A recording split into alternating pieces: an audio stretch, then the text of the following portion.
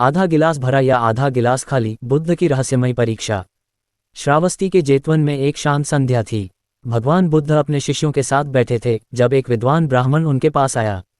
गौतम, सुना है तुम जीवन और सत्य की सबसे गहरी बातों को जानते हो, ब्राह्मण ने कटाक्ष किया। तो बताओ, ये गिलास आधा भरा है या आधा खाली? उसने एक पारदर्शी पात्र को बुद्ध के सामने रखा जिसमें जल ठीक आधे स्तर तक था।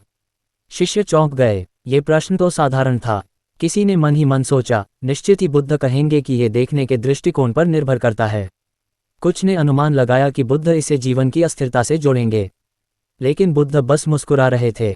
बुद्ध का रहस्यमयी उत्तर। बुद्ध ने धीरे धीरे गिलास को उठाया और ध्यानपूर्वक देखा। फिर उन्होंने उसकी ओर इशारा किया और पूछा, तुम इसे क्यों देख रहे हो?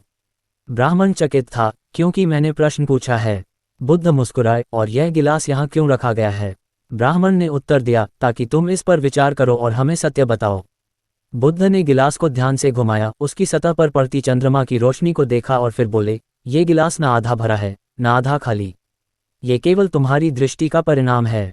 लेकिन बड़ा प्रश्न यह नहीं है कि गिलास कितना भरा या खाली है, बल्कि यह कि इसे तुम क्या करोगे। शिष्य और ब्राह्मण चौंक गए। रहस्य खुला। बुद्ध ने गिलास को ब्राह्मण की ओर बढ़ाते हुए कहा, यदि तुम्हें प्यास लगी हो तो यह आधा भरा है, क्योंकि यह जीवनदायी है। यदि तुम्हें इसकी आवश्यकता नहीं तो यह आधा खाली है, क्योंकि तुम्हें इससे कुछ नहीं मिलेगा। और यदि तुम इसे छोड़ दोगे तो यह केवल एक निर्जीव वस्तु है जिसका न कोई भरा होना मायने रखता है और न खाली होना। ब्राह्मण स्तब्ध रह गया। वह सोच रहा था कि यह एक सरल प्रश्न है, लेकिन बुद्ध ने उसे ऐसे मोड़ पर पहुंचा दिया जहां उत्तर स्वयं व्यक्ति के भीतर ही था। बुद्ध ने मुस्कुराकर अंतिम बात कही, महत्वपूर्ण यह नहीं कि गिलास आधा भरा है या खाली, बल्कि यह कि तुम इसे क्यों देख रहे हो और इसके साथ क्या कर रहे हो। जीवन भी ऐसा ही है, जो देखता है वही तय करता है कि वह क्या पा सकता है।